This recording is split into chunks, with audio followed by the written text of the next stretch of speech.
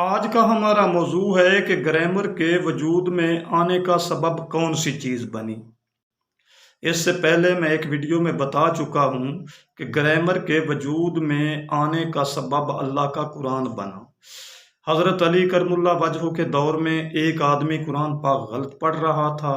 حضرت علی کرم اللہ وجہ کو اس بات کی فکر لاحق ہوئی کہ ہم رسول اللہ صلی اللہ علیہ وآلہ وسلم کے دور کے لوگوں کے زندہ ہوتے ہوئے قرآن پاک غلط پڑھا جا رہا ہے تو کل کو کیا بنے گا۔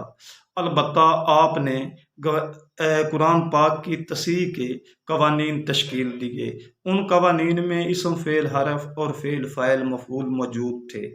مزید برآں آپ نے ابو الاسود دوئلی کی اس کام پر ڈیوٹی بھی لگائی کہ آپ مزید قرآن پاک کی تصحیح کے قوانین تشکیل دیں۔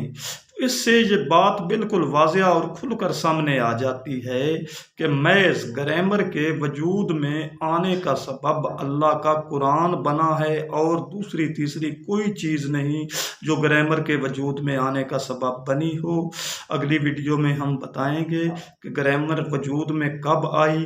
وما علینا الا البلاغ المبین۔